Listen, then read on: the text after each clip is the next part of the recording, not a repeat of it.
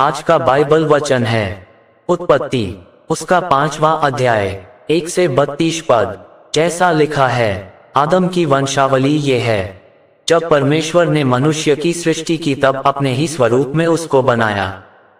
उसने नर और नारी करके मनुष्यों की सृष्टि की और उन्हें आशीष दी और उनकी सृष्टि के दिन उनका नाम आदम रखा। जब आदम 130 वर्ष का हुआ तब उसके द्वारा उसकी समानता में उसी के स्वरूप के अनुसार एक पुत्र उत्पन्न हुआ, उसका नाम शेत रखा। और शेत के जन्म के पश्चात आदम 800 वर्ष जीवित रहा और उसके और भी बेटे बेटियां उत्पन्न हुईं। और आदम की कुल अवस्था 930 वर्ष की हुई, तत्पश्चात वह मर गया। जब शेत 105 वर्ष का हुआ तब उसने एनोश को जन्म दिया। और एनोश के जन्म के पश्चात शेत 807 वर्ष जीवित रहा और उसके और भी बेटे बेटियां उत्पन्न हुईं। और शेत की कुल अवस्था 912 वर्ष की हुई, तत्पश्चात वह मर गया।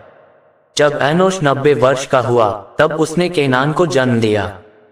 और केनान के जन्म के पश्चात एनोश 815 वर्ष जीवित रहा और उसके और भी बेटे बेटियां हुई। और एनोश की कुल अवस्था 905 वर्ष की हुई, तत्पश्चात वह मर गया। जब केनान 70 वर्ष का हुआ तब उसने महललेल को जन्म दिया। और महललेल के जन्म के पश्चात केनान 840 वर्ष जीवित रहा और उसके और भी बेटे बेटियां उत्पन्न हुई।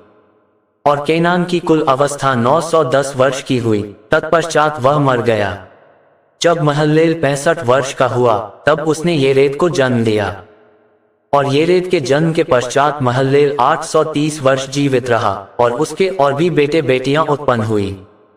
और महललेल की कुल अवस्था 895 वर्ष की हुई, तत्पश्चात वह मर गया। जब येरेद 162 वर्ष का हुआ जब उसने हनोक को जन्म दिया।